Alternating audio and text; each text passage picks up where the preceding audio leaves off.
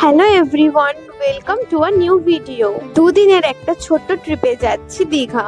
Luggage গুছিয়ে নিয়ে আমরা তো রেডি, এবার শুধু গাড়ি আসার অপেক্ষা। গাড়ি আসতেই আমরা বেরিয়ে পড়লাম। বেরোতে বেরোতে ঘড়ির কাঁটায় সময় তখন রাত 1:30। রাতের জার্নি, সবাই একটু ঘুমাচ্ছিল গাড়িতে, কিন্তু আমার চোখে তো পুরো রাতে একটুও ঘুম আসেনি। মাঝে কোলাঘাটে আমরা কিছুক্ষণ দাঁড়িয়েছিলাম। সকাল হতেই আমরা পৌঁছে গেছিলাম দীঘা। একটু রেস্ট নিয়ে ফ্রেশ হয়ে তারপর আমরা যাব। এই ছিল আমাদের হোটেল, যার rooms and all over ambience বেশ ভালো ছিল। আমরা তাড়াতাড়ি করে ব্রেকফাস্ট করে নিয়ে রুমে এসে ফ্রেশ হয়ে রেডি হয়ে নিয়েছিলাম বিচে যাবার জন্য। বিচ সাইডটা আমাদের হোটেল থেকে গাড়িতে গেলে ছিল প্রায় 10 মিনিটের রাস্তা।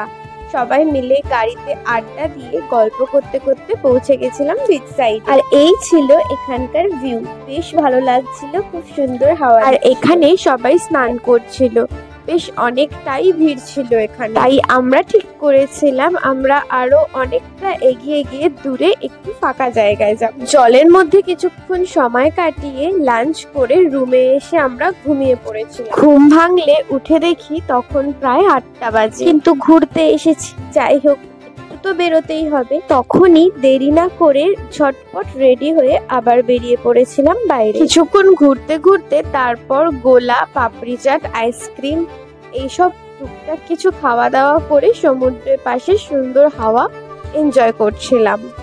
আর এইভাবেই কখন 2 থেকে 2.5 ঘন্টা কেটে গিয়েছিল। আর ঘড়ির কাঁটায় তখন প্রায় রাত 10টা থেকে 10:30 মতো। তো এবার সেদিনের মতন আমরা রুমে ফিরে যাব। তো দীঘার প্রথম দিনটা আমাদের এইভাবেই কেটেছিল। আর এখান থেকে একটু দূরে দেখা যাচ্ছিল দীঘার জগন্নাথ মন্দির। পরের দিন যাওয়া হবে। পরের দিন সকালে রেডি হয়ে বেরিয়ে পড়লাম, যাচ্ছিলাম উদয়পুর বিচে। জায়গাটা আমার মোটে পছন্দ হয়নি, প্রচুর ভিড়, একে তো পা রাখার জায়গা নেই, আর পরিবেশটাও ভালো লাগেনি। তাই আমরা আবার চলে গেলাম যেখানে আমরা আগের দিন স্নান করেছিলাম। এইখানটা তো আমার ভীষণ পছন্দ হয়েছিল, বেশ নিরিবিলি। এখানে অনেকক্ষণ থাকলেও ঘন্টার পর ঘন্টা কখন সময় কেটে যাচ্ছে বুঝতেই পারছিলাম না। অলমোস্ট বেলার শেষে আমরা তাড়াতাড়ি করে লাঞ্চ করে হোটেলে গিয়ে ফ্রেশ হয়ে নিয়েছিলাম।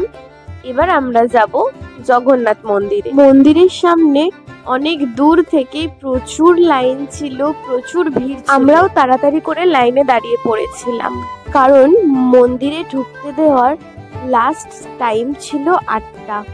8টার পর কিন্তু আর ঢুকতে দেওয়া হয় না। তো আমরা প্রায় মন্দিরের গেটে যেতে যেতে অলমোস্ট 8:05 এরকম হয়েছে, মানে একদম শেষ মুহূর্তে ঢুকতে পেরেছিলাম। অনেক লোকজন, অনেক ভিড় থাকলেও মন্দিরের ভেতরের স্পেসটাও ছিল বেশ বড়। আর এই ছিল মেন মন্দিরটা, একেবারে পুরীর মন্দিরের আদলে তৈরি মন্দিরটা। আর একেবারে আধুনিকতায় ভর্তি হলেও পুরীর মন্দিরের মাহাত্ম্য তো সেটা আলাদাই। আর এই হচ্ছে ভেতরে জগন্নাথ দেবের মূর্তি। অনেক ভিড়ের মধ্যেই ছোট্ট একটুখানি ক্লিপই নিতে পেরেছি।